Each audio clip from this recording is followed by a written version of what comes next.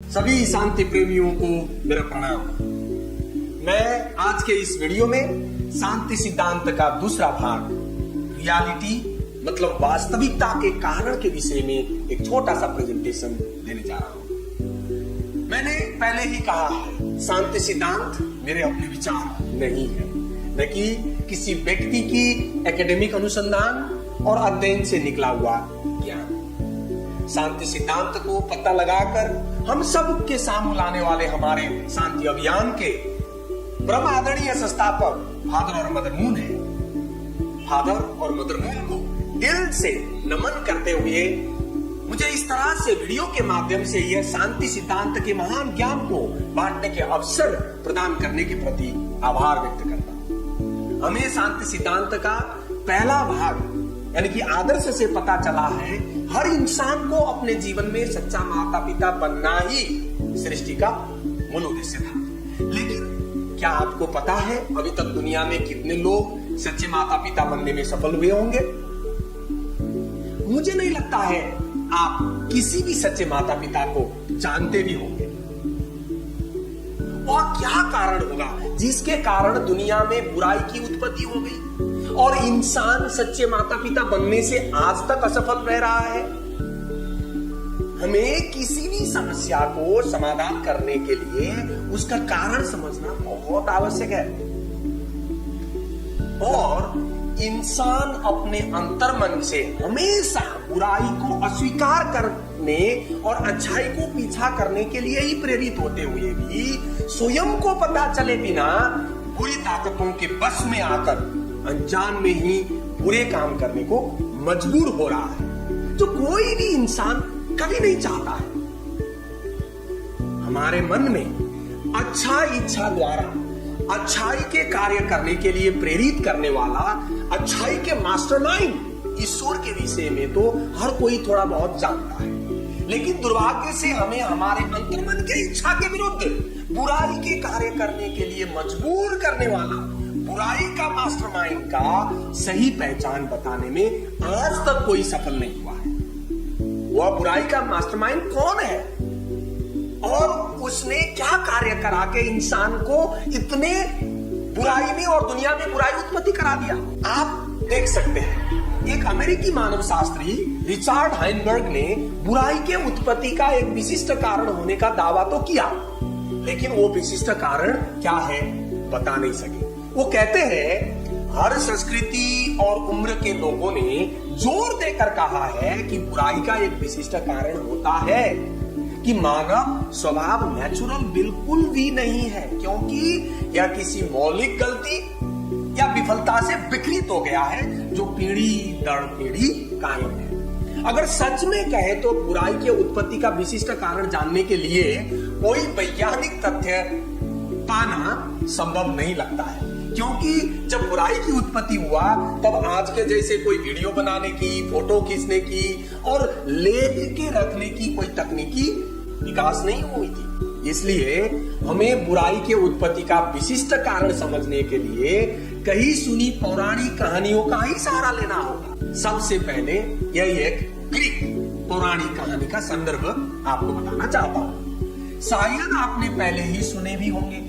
यह कहानी को पेंडोरा बॉक्स की कहानी कहते हैं, जिसमें कहा गया है कि पेंडोरा धरती की पहली स्त्री थी और उसको एक बॉक्स दिया गया था जिसको उसके शादी के बाद ही खोलना था, लेकिन उसने शादी से पहले ही वो बॉक्स खोल दी और उसी से धरती में बुराई फैल गई। पता नहीं वो कैसा बॉक्स था जिसके खोलने से धरती में बुराई का उत्पत्ति हो गया। इसी प्रकार एक अफ्रीकी पौराणिक कहानी का मुताबिक एक आदमी को पेड़ में ही पके हुए केले लाने को कहते हैं, लेकिन उसको खाना नहीं चाहिए था, लेकिन वो खा लेता है और वहीं से बुराई का उत्पत्ति हो जाता है। और ईसाई की बाइबल में बुराई की उत्पत्ति को लेकर एक बहुत ही प्रचलित कहानी है, जिसमें कहा गया है परमेश्वर ने सृष्टि के पश्चात ईडन के गार्डन में आदम और ईव नाम के एक स्त्री और पुरुष को अपने ही स्वरूप में बनाकर रखा और कहा कि गार्डन के सभी पेड़ के फल को खाना, लेकिन एक पेड़ जिसका नाम था अच्छाई और बुराई के ज्ञान का पेड़, उसका फल नहीं खाना। जिस दिन आप वो फल खाओगे उस दिन आप मर जाओगे। लेकिन उस गार्डन में एक सांप आ जाता है और पहले स्त्री को फल खाने को उकसाता है। स्त्री गलती से वो फल खा लेती है और पुरुष को भी खिलाती है। परमेश्वर के नजर में ऐसा करना पाप था, इसलिए इंसान को ईडन के गार्डन से बाहर फेंक दिया और वही पहले स्त्री और पुरुष आदम ईव के गलती से ही आ गई, ऐसा बाइबल कहता है।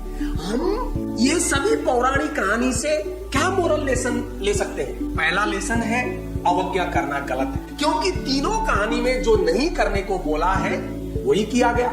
साथ ही साथ तीनों कहानी से एक और मूल लेसन मिलता है, अधैर्य होना भी गलत है, क्योंकि तीनों कहानी में यही दिखाता है कि धैर्यता नहीं रखा गया। फिर भी तीनों कहानी से ये स्पष्ट नहीं होता है अधैर्य होकर इंसान ने अवज्ञा करके वो कौन सा गलती किया जिसके कारण धरती में बुराई की उत्पत्ति हो गई।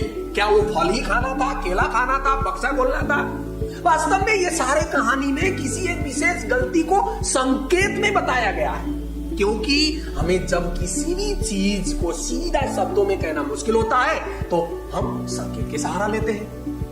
ये तीनों ही कहानी में भी कुछ ऐसा ही हुआ है। ईडन के गार्डन की बाइबल की कहानी को देखें तो वहां जो सांप इंसान से बात कर सकता था, परमेश्वर ने इंसान को दिए हुए आज्ञा को समझता था और मनुष्य को लुभाने का क्षमता भी रखता था। यह सांप अवश्य ही सच में सांप नहीं था। कोई सांप आप इंसान से बात करते हुए देखे हो आपने? वो एक आध्यात्मिक अस्तित्व था। सृष्टि में इंसान से संवाद करने में सक्षम ऐसा आध्यात्मिक अस्तित्व कौन होगा? वो है देवदूत या स्वर्गदूत, फरिश्ते, जो सभी स्वर्गदूतों का मास्टर था और उसका नाम बाइबल में कहा है लूसीफर। और जो फल खाने की बात कहानी में बोला गया है वो सच में ही फल नहीं था, क्योंकि फल खाने से तो मर जाने की चेतावनी थी वहां पे, जबकि फल का उद्देश्य तो जीवन लेना नहीं देना होता है। फिर इंसान के माता पिता के रूप में परमेश्वर इंसान के परीक्षा भी नहीं ले रहे थे। एक साधारण इंसान भी ऐसा नहीं करता कि कहीं जहर को रख के अपने छोटे बेटे को, बेटा यहाँ पे जहर मत खाओ, नहीं कहेगा। खाओगे तो मर जाओगे, नहीं कहेगा। और इंसान को ये फल का इच्छा जीवन से भी ज्यादा था, क्योंकि उन्होंने इस फल को परमेश्वर की फल खाने पर मर जाने की चेतावनी को भी नजरअंदाज किया। तो ये फल क्या हो सकता है? इसको जानने के लिए इंसान के फल खाने के बाद की स्थिति को समझना जरूरी है। चेतावनी था कि फल खाने पर मर जाओगे, लेकिन वो प्रथम पुरुष और स्त्री आदम ईव ने फल खाने के बाद तो मरे नहीं, बल्कि उनके संतान हो गए। और दूसरी बात, फल खाने से पहले इंसान नंगे थे, फिर भी कोई शर्म महसूस नहीं कर रहे थे। लेकिन फल खाने के बाद वो लोग अचानक शर्म महसूस करते हैं और अपने लाज को ढकने के लिए पेड़ पत्तों के सहारे अपनी लाज को ढक लेते हैं। अगर उन लोगों ने अपने हाथों के जरिए फल तोड़कर मुंह से खाए हैं तो शारीरिक अंग यानी यौनांग को क्यों छिपाया?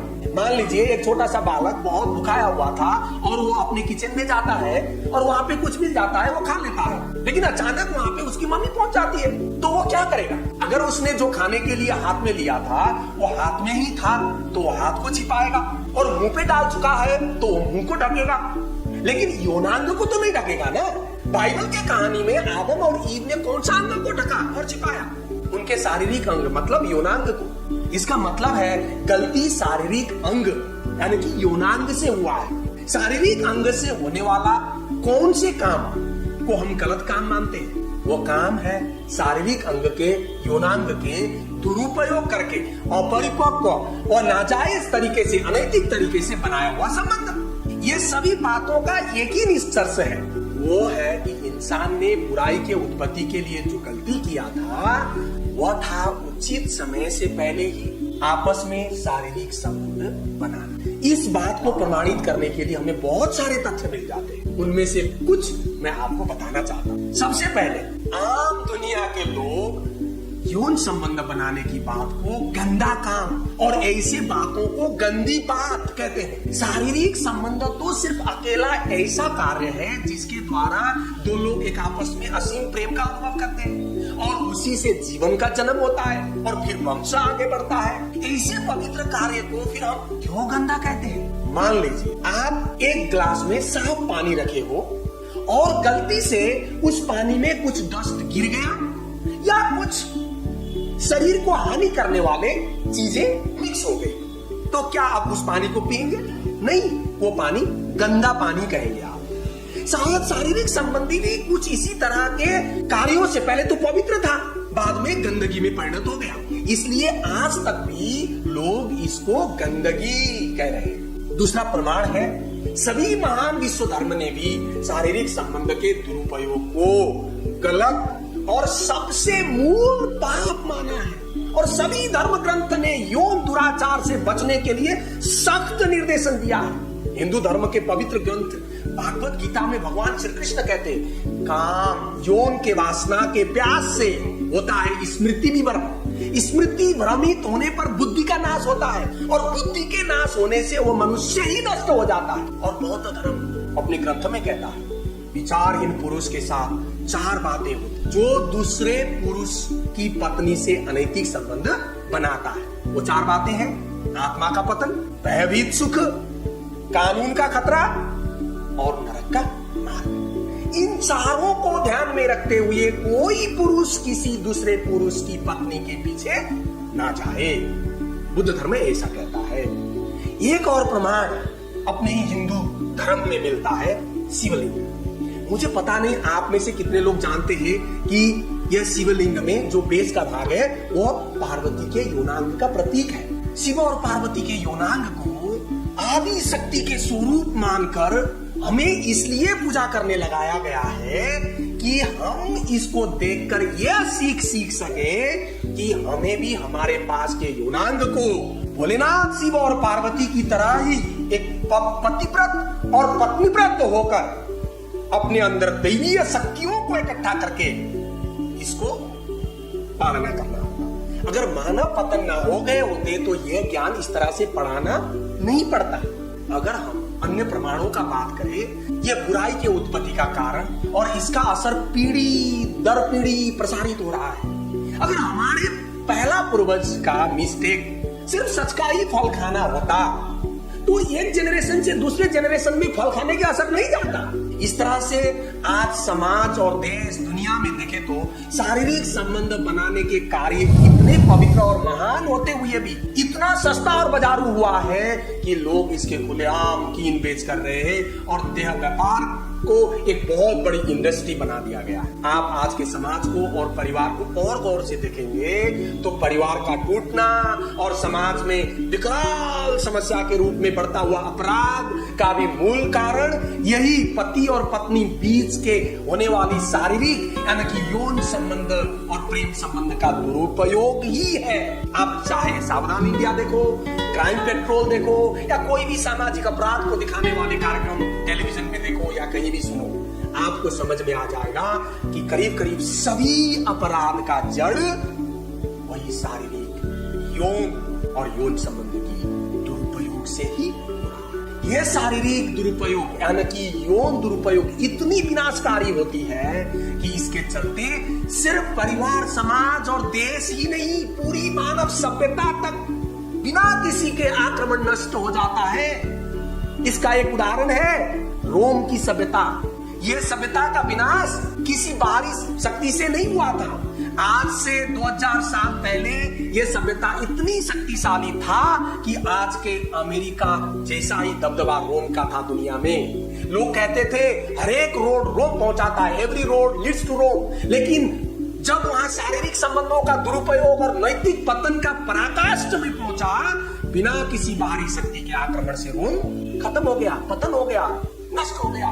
भले ही अलग अलग धर्म धरती में बुराई का अलग अलग कारण बताते हो, लेकिन अभी बताए गए इन सभी प्रमाणों से यह बात स्पष्ट हो जाता है कि इस दुनिया का सभी भयावह और विनाशकारी मानवीय त्रासदी और बुराई का और इंसान को सच्चे माता पिता बनने से रुकावट पैदा करने वाला मूल कारण प्रथम पुरुष और प्रथम स्त्री, यानी कि पहला मानव पुरखा, जिसको क्रिश्चियन आदम ईव कहते हैं, हिंदुइज्म मनु शत्रुपा कहते हैं, चाहे जो भी नाम हो, उनके अपरिपक्व और नाजायज तरीके से बनाए हुए शारीरिक या यौन संबंध ही ये सभी बुराई का कारण है। अब सवाल ये उठता है, ये सर्वज्ञानी महान ईश्वर के पवित्र संतान के रूप में रचित प्रथम पुरुष और स्त्री किस वजह से इतना बड़ा गलती करने को मजबूर हो गए होंगे?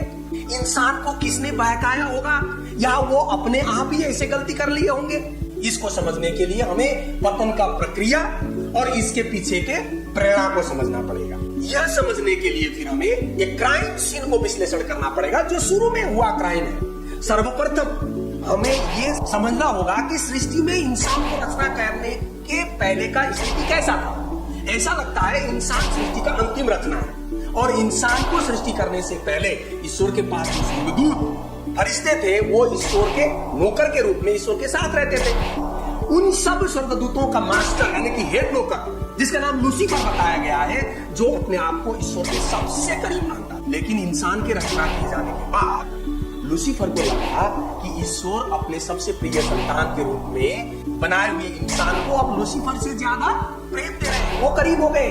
ऐसे स्थिति में लूसीफर के अंदर एक ईर्ष्या की भावना पैदा होना स्वाभाविक था, जो शायद स्वाभाविक रूप से एक परिवार में पहले जन्मे बच्चे के भीतर भी उसके पश्चात जन्मे बच्चे के कारण पैदा हो जाता है। एक पिता के रूप में यह मेरा खुद का भी अनुभव है मेरे बच्चे में। वास्तव में सृष्टि के शुरुआत में भी जब स्वर्गदूत को लगा कि अब ईश्वर मेरे से ज्यादा इंसान को प्यार करने लगे, तो स्वर्गदूत को थोड़ा जलन और ईर्ष्या होना लाजमी था, स्वाभाविक था। लेकिन एक आध्यात्मिक अस्तित्व के रूप में ईश्वर के सारे योजना को जानकर भी ईश्वर के नौकर के रूप में ईश्वर के संतान का भी नौकर की तरह सोचने की विपरीत इंसान को अपना प्रतिद्वंदी मानकर उसको नष्ट ही कर देने का सोच एंजल यानी कि स्वर्गदूत में पैदा हो जाता है। यही अपना स्वार्थ केंद्रित गलत सोच की प्रेरणा से स्वर्गदूत ने सबसे पहले ईश्वर से अपना रिश्ता तोड़ा, और फिर ईश्वर के सबसे प्रिय पुत्री और प्रथम स्त्री को छल करके शारीरिक पतन यानी कि आदम और ईव को नाजायज और अनैतिक यौन संबंध बनाने की स्थिति तक पहुंचा दिया, जिसके बाद वो स्वर्गदूत एक दुष्ट शैतान बन गया, जो वास्तव में शुरू में एक स्वर्गदूत था। मानव पतन का यही गलती मानव इतिहास के तमाम बुराई का जड़ बन गया, और आज तक भी हम ना इस जड़ को उखड़ फेंकने में सफल हो पाए, ना ही उस पतन से निकले पतित स्वभाव के शिकार होने से अपने आप को आसानी से बचा पा रहे हैं। जैसे कि बाइबल में कहा गया था, इंसान ईडन के गार्डन का वर्जित फल खाने पर मर जाएगा। वास्तव में इंसान ने फल तो खा लिया, फिर मरा तो नहीं। तो क्या परमेश्वर ने झूठ बोला था बाइबल में? ना। इंसान के पतन हो जाने से जो चीज हमारे अंदर मरा, वो है हमारा आत्मा। इंसान अचेतन और मरा हुआ आत्मा के साथ जी रहा है, जो ईश्वर के प्रेम और जीवन से बहुत दूर है। साथ ही साथ अपने विरासत में बुराई को हासिल किया और उसी को बढ़ावा दे रहा है। इतना ही नहीं, इंसान के सारे आत्मिक इंद्रियों को भी बंद हो गए हैं। वो अपने आप को पूर्ण करने का और आदर्श बनाने का दैवीय क्षमता को भी खो दिया। इसलिए हम सभी लोग यह तक सोचते हैं कि पूर्णता और आदर्श बनना ही संभव नहीं है। सिर्फ इतना ही नहीं, और भी कुछ भयानक परिणाम है मानव पतन का, जिसको हमें समझना बहुत आवश्यक है। मानव पतन के भयावह उन परिणामों को लेखा जोखा कर पाना भी संभव वास्तव में नहीं है। मानव पतन ने ईश्वर के महान आदर्श योजना को तहस नहस कर दिया। पतन के कुकृत्य ने ईश्वर के आदर्श योजना अनुरूप ईश्वर के सच्चे प्यार में केंद्रित सच्चे परिवार बनाकर सच्चे माता पिता बनते हुए धरती में स्वर्ग निर्माण के स्थान में झूठे प्यार और बुराई के राजा शैतान के केंद्रित होकर धरती को ही नरक में परिणत कर दिया। धरती में स्वर्ग निर्माण हो गया होता तो हमें वसुधैव कुटुंबकम हमारे पारंपरिक संदेश को वास्तविकता में अनुभव करने का मौका मिलता। लेकिन आज हम जो अनुभव कर रहे हैं वह मानव एक परिवार के रूप में आदर्श दुनिया कहीं से भी नहीं लगता है, बल्कि पूरे धरती पतित स्वभाव और पाप कर्मों के बुरे गतिविधियों में जकड़ा हुआ है, जिसे न सिर्फ धरती के मानव बल्कि सृष्टिकर्ता ईश्वर को भी बहुत बड़ी चोट पहुंची हुई है और पीड़ा में जीने को मजबूर है। पतित स्वभाव का बात करें तो हमें मूल रूप में 4 किस्म के पतित स्वभाव इंसान के अंदर दिखाई देता है, जो इंसान को बस में रख रहा है। और ये पतित स्वभाव को विस्तार से समझने के लिए ये इतनी छोटी सी लेक्चर काफी नहीं है। मुझे विश्वास है आप पीस प्रिंसिपल शांति सिद्धांत के एडवांस कोर्स को अटेंड करके पतित स्वभाव के एटीट्यूड और उसके असर को समझकर अपने आप को पतित स्वभाव से बचा पाएंगे। और पाप के विषय में भी बात करें तो मुख्य रूप में पाप 4 प्रकार के हैं, और ये 4 प्रकार के पाप को भी समझने के लिए और उससे मुक्ति प्राप्त करने के लिए आपको शांति सिद्धांत का एडवांस कोर्स को ही अटेंड करना पड़ेगा। I hope you will attend. जब तक हम पतित स्वभाव और पाप को अच्छे से नहीं समझेंगे तब तक इंसान इस दुनिया से बुराई के अस्तित्व और उसके गतिविधि को मिटाने में सक्षम नहीं होगा। शैतान केंद्रित स्वार्थी होकर इंसान शारीरिक भूख के संतुष्ट करने के लिए शैतानिक गतिविधि को बढ़ावा देता रहेगा। निस्वार्थ मन से ईश्वर केंद्रित होकर अच्छाई और भलाई के ईश्वरीय गतिविधि में तो संलग्न होना भी पसंद नहीं करेगा। और ऐसे सभी कार्यों से न कि सिर्फ इस दुनिया में इंसान बल्कि स्वर्ग में ईश्वर को भी अकल्पनीय दुख, पीड़ा और शोक का महसूस करना पड़ रहा है। जैसे कि आप ये उदाहरण देख सकते हैं। मान लीजिए एक छोटा सा बच्चा जो अपनी बीमारी का पहचान भी नहीं कर पाता, क्या हुआ है बोल भी नहीं पाता, वो जब बीमार होने पर कौन सबसे ज्यादा दुखी होगा, उसकी माँ बाप या वो बच्चा? बच्चा रोएगा, चिल्लाएगा, फिर भी उसको पता ही नहीं होगा कि वो क्यों रोना पड़ रहा है उसको। लेकिन ये सब को देखकर उसके माँ बाप इतने दुखी हो जाएंगे कि वो अपने बच्चे की बीमारी जब तक ठीक नहीं करेंगे तब तक चैन से जी नहीं पाएंगे। वास्तव में हमारे माँ बाप के रूप में ईश्वर भी ऐसे ही हालात में है और अपने सारे संतान इस धरती के हर एक इंसान को उनके दुख, पीड़ा और कष्ट, शोक से मुक्ति दिलाने के लिए बार बार प्रयास कर रहे हैं, फिर भी आज तक सफलता नहीं मिल पाया। आप कल्पना भी नहीं कर सकते हैं ईश्वर इस पल भी दुख वेदना में व्याकुल होकर तड़प तड़प कर अपने अरबों संतानों को दुख पीड़ा के दलदल में फंसे हुए देखकर शोकाकुल होने को मजबूर है। क्या आपको मालूम है इतनी बड़ी बात को अभी तक यह धरती में कोई समझ नहीं पाया। यह पहली बार है धरती में किसी ने ईश्वर भी पीड़ा में होने की बात को उजागर किया। वो व्यक्ति है हमारे अभियान के फाउंडर फादर और मदर मून। हम सब अपने मन में उम्मीद बिठाए ईश्वर का पूजा करते हैं, मन्नत मांगते हैं, प्रार्थना करते हैं, पुकारते हैं कि वो हमारे दुख को कष्ट करे, हमारे विघ्न बाधा को दूर करे और सुख शांति और समृद्धि से हमें आशीषित करे। लेकिन सत्य बात तो यह है कि ईश्वर खुद बहुत बेचैनी के साथ धरती के तरफ देखकर उनके पीड़ा और कष्ट को समझकर ये धरती में बसे उनके अरबों संतानों के कष्ट और पीड़ा से मुक्ति दिलाने के लिए काम करने वाला एक व्यक्ति के खोजी कर रहे हैं। उम्मीद करता हूं आप वो एक व्यक्ति बनेंगे जो ईश्वर के कार्य करने के लिए तैयार हो जाएंगे। मैं अपने प्रेजेंटेशन के अंत में एक और बात आपको बताना चाहता हूं, शायद यह आपके मन में भी अवश्य ही आ चुका होगा। वो सर्वव्यापी, सर्वशक्तिमान और सर्वज्ञानी होकर भी ईश्वर ने इंसान को शुरू में ही गलती करने से क्यों नहीं रोका होगा? क्या उनको पता नहीं चला होगा कि अपने संतान गलत रास्ते पर चल रहे हैं? नहीं देखे होंगे उन्होंने, और उनसे बहुत भयानक गलतियां होने वाली है, ये उनको पता नहीं चल रहा होगा। क्यों ये सब देखकर भी ईश्वर ने कुछ नहीं किया होगा?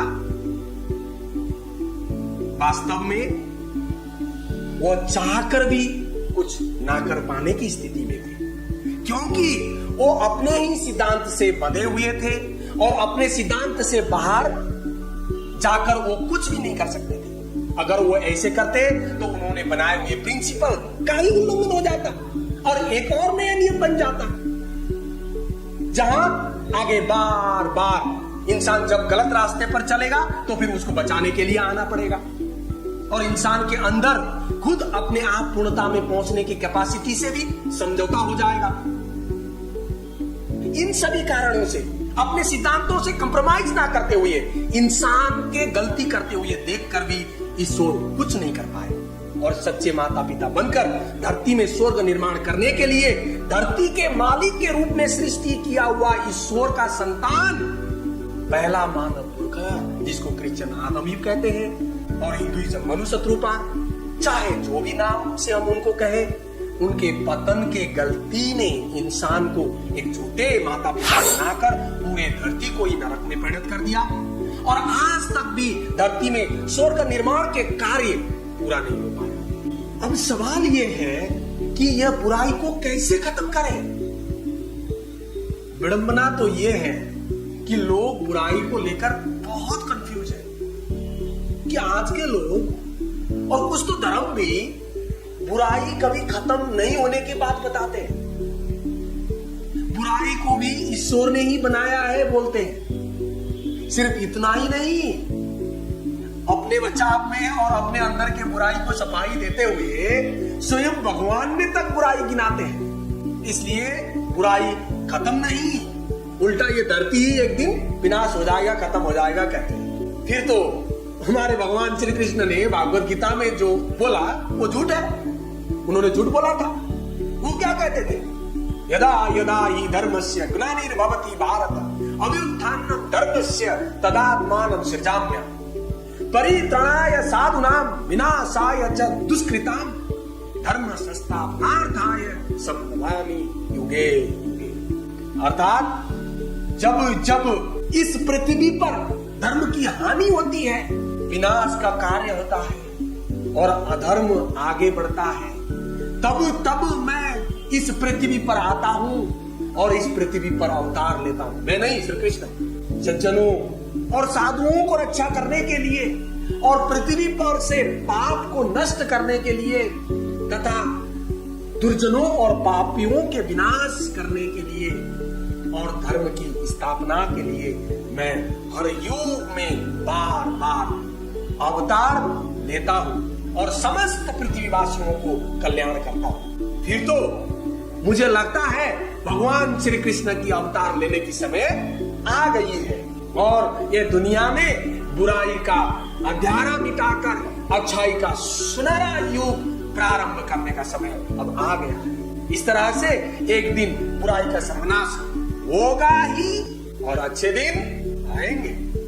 नहीं तो सत्यमेव जयते कहने वाला अपने देश के राष्ट्रीय प्रतीक का कोई मतलब नहीं होगा और हर साल विजयदशमी को मनाना भी बेकार हो जाएगा। हमें द्वापर युग में राम ने रावण का विनाश करके प्राप्त किए विजय को याद करके सिर्फ साल में एक बार विजयदशमी में रावण को जलाने से दुनिया से बुराई खत्म होने का सपना नहीं देखना चाहिए, बल्कि सत्य के ज्ञान रूपी आग से अपने अंदर के रावण रूपी बुराई को हर रोज जलाना होगा। तभी हम बुराई से मुक्त हो जाएंगे और दुनिया में शांति और अच्छाई का राज स्थापित होगा। यह सभी करने में सफल होकर बुराई के समाधान द्वारा इंसान कैसे अपने खोए हुए आदर्शों को पुनर्स्थापित करके सफलता पूर्वक सच्चे माता पिता बन सकता है, इस ज्ञान को सीखने के लिए आपको मेरा अगला वीडियो शांति का सिद्धांत का समाधान के भाग को देखना और जानना। उम्मीद करता हूं आप मेरे अगले वीडियो जरूर देखें। आपने अभी तक मेरे YouTube चैनल कृष्णा अधिकारी ऑफिशियल्स को सब्सक्राइब नहीं किए हैं तो जरूर कर लें। यह वीडियो देखने के लिए आपको बहुत बहुत धन्यवाद। जय हिंद।